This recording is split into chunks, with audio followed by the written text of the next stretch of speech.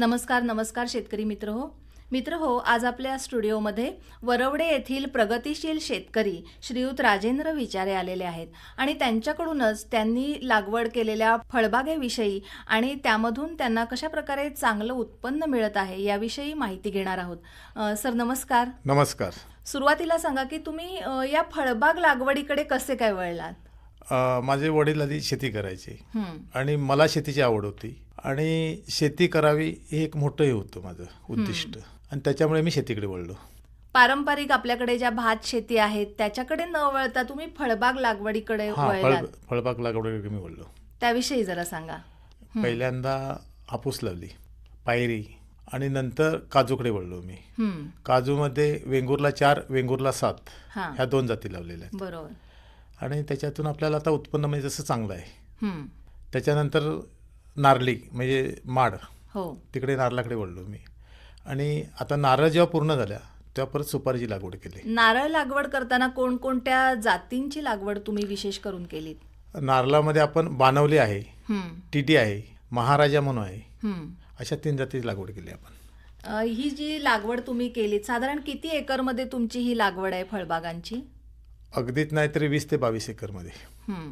ही सर्व जमीन तुम्ही स्वतः विकत घेऊन त्याच्यामध्ये लागवड केली? हो, विकत घेऊन लागवड केली मी। या सर्व फळबाग लागवडीमध्ये तुम्हाला कोणत्या योजनेचा किंवा कोणत्या बँकेचं सहकार्य मिळालं का? हो, मिळालं ना। बँक ऑफ महाराष्ट्र आणि कृषी खात्याकडून पाणलोट स्कीम आणि 50% अनुदानाखाली आपण लागवड केली। साधारण किती कर्ज तुम्ही या व्यवसायासाठी सुरुवातीला घेतलं होतं? पहिल्या सुरुवातीला आपण एक 3.5 लाख रुपये घेतलं, ते पेड केलं आणि परत डेव्हलपमेंट लोन म्हणून आपण 5 लाख रुपये काढला। असं त्यांचं सहकार्य। साधारण किती वर्षापासून तुम्ही हा व्यवसाय करताय? मी अगदी 40 वर्षापूर्वी। सुरुवातीला लागवड करताना या ज्या फळबागांची लागवड केली ती किती कलमं तुम्ही सुरुवातीला लावली होती? आपण पहिल्या सुरुवातीला 1000 कलमं लावली एकदम आणि एका वर्षी। म्हणजे हापूस आपण एका वर्षीच 1000 लावली आणि दुसऱ्या वर्षाला आपण मग काजूची लागवड केली। म्हणजे या जमिनीमध्ये पूर्णपणे जंगल होतं किंवा पूर्वीची जी पारंपरिक झाडं होती असं काही होतं का? जंगल होतं, पूर्ण जंगल। पूर्ण जमीन तुम्ही डेव्हलप केली? पूर्ण जमीन साफ करून घेतली आणि त्याच्यानंतर मग डेव्हलप केली। काजूची किती झाडं लावली?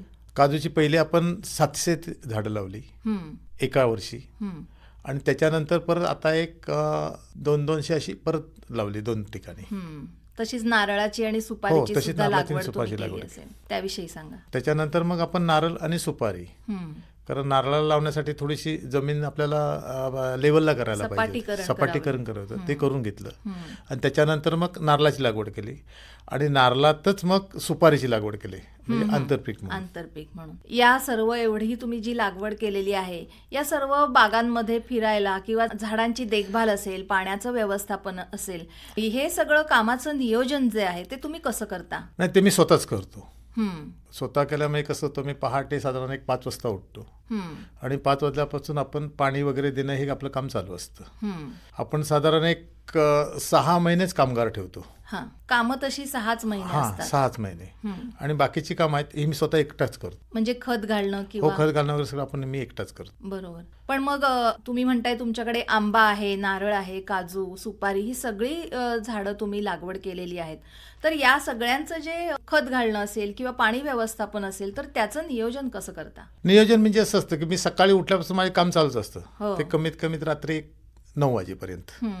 त्याच्यात माझं म्हणजे एक हे केलेलं आहे, म्हणजे कॅटलॉग कसा केलेला आहे, कुठलं काम आपण कधी करायचं, बरोबर टायमिंग आहे आणि त्या टायमिंगला आपण तिथे काम ते करायला जायचं। बरोबर। कामाचं नियोजन नसेल तर एवढी मोठी बाग शक्य नाही, कारण कामाचं नियोजन पाहिजे। या सगळ्या कामांमध्ये तुम्हाला घरच्यांचं सहकार्य कसं मिळतं? आहे घरच्यांचं सहकार्य, कारण कोंबडी आहेत ती मी काय बघत नाही, मिसेस बघते, त्याच्यामुळे तिकडे काय माझं लक्ष नसतं। मार्केटिंग आहे ती मुलगा आणि मुलगी बघते आणि बाकीचं आहे ते मी स्वतः एकटा बघतो। बरोबर आहे। मला वाटतं हे जर आपण म्हणतो की एखादं काम करायला जर सगळ्यांचं सहकार्य असेल तरच आपण त्याच्यामध्ये यशस्वी होऊ शकतो, नाही का? हो, सहकार्यही पाहिजेच। शिवाय या सगळ्या कामांमध्ये जसं तुम्ही म्हणालात की एक कॅटलॉग बनवलंय आणि त्याप्रमाणे माझी कामं असतात, तर मुख्य म्हणजे जे झाडांना खतं घालणं, तुमच्या बागांना तुम्ही सेंद्रिय खतं घालता असं म्हणालात, तर त्याविषयी जरा सांगा। खतं घालायचं जे काम आहे ते आता आपल्याकडे एक 5 ते 6 कामगार आहेत. त्यांच्याकडून आपण पूर्ण ते करून घ्यायचं, चर वगैरे मारून सगळं पूर्ण करून घ्यायचं. आणि जूनला जे म्हणजे खत टाकायचं असतं तर ते जाण्याच्या पूर्वी आपण त्याचं खत टाकून घ्यायचं. नारळी सुपारीचे हे खत आहे ते मग मी नंतर एकटा करतो.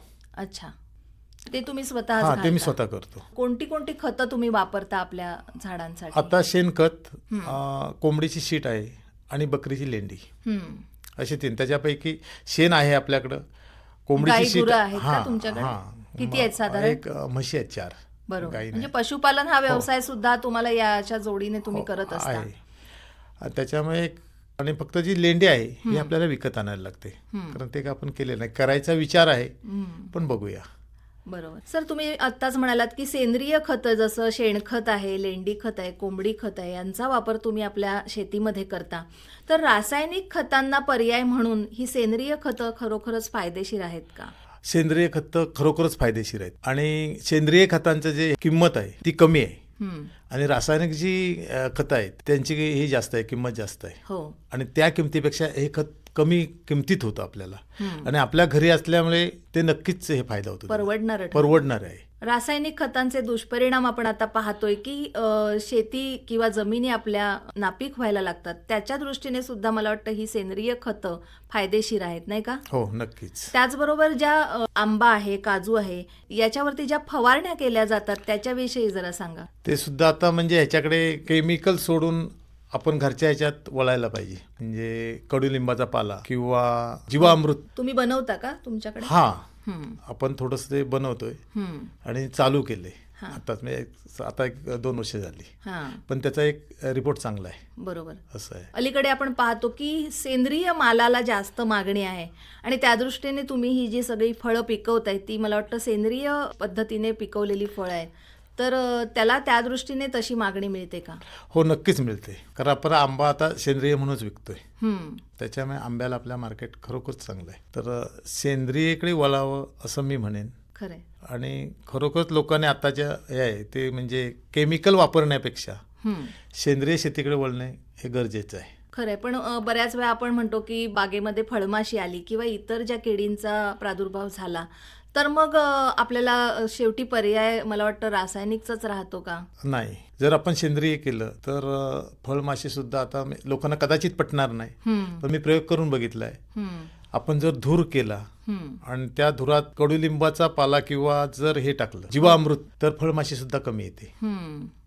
आत्ताच तुम्ही म्हणाल की सेंद्रिय खतामध्ये तुम्ही शेणखत आपल्या झाडांसाठी वापरता, तर पशुपालन हा सुद्धा एक पूर्ण वेळचा व्यवसाय आहे असं म्हटलं तरी वावगं ठरणार नाही. तर या कामांबरोबर तीही कामं पण त्याचं नियोजन जर केलं नाही तर मला वाटतं काहीच व्यवस्थित होणार नाही. त्याविषयी जरा सांगा. नियोजन हे असलंच पाहिजे. कुठल्याही गोष्ट तुम्ही नियोजनशिवाय करूच शकत नाही. जर नियोजन नसेल तर त्याचा उपयोग नाही. मगाशी तुम्ही म्हणालात की मला माझ्या व्यवसायामध्ये मुलांचं सहकार्य हे विक्री व्यवस्थापनामध्ये होतं. तर आंबा असेल, नारळ, सुपारी, काजू या सगळ्याचं उत्पन्न किंवा योग्य मोबदला जर मिळवायचा असेल तर मला वाटतं की विक्री व्यवस्थापनाला खूप महत्व आहे. तर त्याविषयी सांगा. या मुलांचं सहकार्य तुम्हाला कसं काय मिळेल? आपण आता विक्री व्यवस्थापन असं केलंय ते शेतकरी तो ग्राहक थेट विक्री करतो आपण. आणि ती पण म्हणजे अशी की गुगल पॅक पूर्ण म्हणजे असं काय नाही. आपण तिथे त्यांच्या ऑनलाईनचा फायदा आपल्याला भरपूर झाला आणि ते बरंचसं मुलगा करतो. बरोबर. मला वाटतं कोरोना काळामध्ये आपल्याला ऑनलाईन आणि थेट विक्री ही जी गोष्ट आहे त्याचा फायदा आपल्याला जास्त प्रमाणात मिळाला. हे तुमचं म्हणणं अगदी म्हणजे योग्यच आहे. कारण आपल्याला कोरोनानं शिकवलं. जी डायरेक्ट ग्राहक आणि शेतकरी हा संपर्क आहे तो आपल्याला कोरोनानंच दिलाय. बरोबर. आणि तेव्हापासूनच आपण चालू केलंय. आता अगदीच नाहीतरी आपले आंब्यासाठी अगदीच नाहीतरी 800 कस्टमर झालेत, पुणे आणि मुंबई. म्हणजे आपण 800 पेट्या डायरेक्ट त्यांच्याकडेच देतो. बरोबर. आणि बाकीचा जो उरलेला काही माल आहे तो आपण मार्केट करतो. आंबा तुम्ही पुण्यामध्ये पाठवता, त्याचबरोबर नारळाची विक्री तुम्ही कशी करता? नारळ आता आपल्याला गणपतीपुळा जवळ असल्यामुळे आपली बरीचशी शाळी जातात आणि शाळेला अगदीच नाहीतरी 25-30 रुपये दर मिळतो. अगदी 30 रुपये नाही मिळाला तरी 25 रुपये नक्की मिळतो. आणि जो सुका नारळ आहे तो आपण मार्च ते जून हा पूर्ण पुण्यात पाठवतो आपण. आणि पुण्यात सुद्धा नारळाला दर खरोखरच योग्य आहे. म्हणजे अगदीच नाही तर 30 ते 35 रुपयांना आपण नारळ देतो तिथे. त्याच्यामुळे आणि ते मुलगी सर्व तिकडे बघते आज नोकरीला असल्यामुळे. त्यांच्या तिथल्या कॉन्टॅक्टचा हो. फायदा तुम्हाला या विक्री व्यवस्थापनामध्ये होतो झाला. नाही का? आता हे झालं नारळ, आंबा याविषयी. आता सुपारीचं जे विक्री व्यवस्थापन आहे त्याविषयी सांगा. सुपारी आपल्या इथे एक रामसाठी म्हणून आहेत, हां. ते घेतात. आता अगदीच नाही ते 400 रुपयाने किलो घेतात हं. आणि किरकोळ जाते, पण ते अशी म्हणजे शेकड्यावर जाते. हां. 250-200 रुपये शेकड्यानं जाते. सगळ्यात महत्वाचं चांगलं उत्पन्न मिळवून देणारं पीक ते म्हणजे काजू, त्याविषयी आता सांगा. काजूचं उत्पन्न खरोखरच चांगलं आहे. एक तर त्याला खर्च कमी आहे आणि उत्पन्न चांगलं आहे, पण ते आपण काय हे करत नाही, आपण डायरेक्ट कुठल्या तरी फॅक्टरीला नेऊन घालतो आणि फॅक्टरीला दर तसा चांगला मिळतो, म्हणजे अगदीच काय वाईट मिळत नाही. एक साधारण 160-150 रुपये किलोनं जाते. हे झालं या सगळ्या फळांच्या विक्री व्यवस्थापनाबद्दल नाही का? आता फळबाग जशा तुम्ही आता म्हणालात की ही जी मुख्य पिकं तुम्ही घेता, आंबा, काजू, नारळ, सुपारी, या सर्व पिकांमध्ये जी आंतरपिकं घेतली जातात त्याविषयी तुम्ही काय सांगाल? आंतरपिकं घ्यायचा विचार आहे. डालचिन आपल्याकडे चांगली होती, त्याच्यामुळे डालचिन थोडीशी लावली, पण एक 4-5 झाडं आहेत. चंदन लावायचा विचार आहे. अच्छा. चंदन आणि रक्तचंदन अशी दोन्हीही लागवड करायचा विचार आहे आणि ती मला वाटतं ह्या वर्षी मी करणार असं नियोजन आहे. कारण चंदनाला सुद्धा अगदीच नाही तरी म्हणजे दापोली कृषी विद्यापीठ थोडासा अभ्यास केला हो. तर त्यांचं म्हणणं आहे की मार्केटिंग चांगलं आहे आणि ते हमी घेतात की बाबा 10 ते 12 वर्षांत तुमचं झाड तोडून न्यायचं. हां. तर तिकडे वळण्याचा विचार आहे. म्हणजे या सगळ्या चंदन, रक्तचंदन याच्या लागवडीमध्ये तुम्हाला विद्यापीठाच्या मार्गदर्शनाचा नक्कीच फायदा होईल नाही का? हो, आणि मी कधीतरी 1 महिन्यातून एक फेरी माझी असते दापोली कृषी विद्यापीठात. त्याच्यामधून तुम्हाला काही मार्गदर्शन मिळतं का? मार्गदर्शन होतं किंवा कृषी खात्याचे विनायक अवेरे म्हणून आहेत हां. अधिकारी, माझ्या आधी क्लासमेट आहे हं. आणि त्यांचंही आपल्याला सहकार्य चांगलं आहे. या फळबाग व्यवसायाला जोडूनच जो व्यवसाय येतो आणि त्याला जास्त मागणी आहे तो म्हणजे प्रक्रिया उद्योग. तुमचा भविष्यामध्ये या व्यवसायाकडे वळण्याचा काही विचार आहे का? आहे, म्हणजे मुलाचा विचार आहे.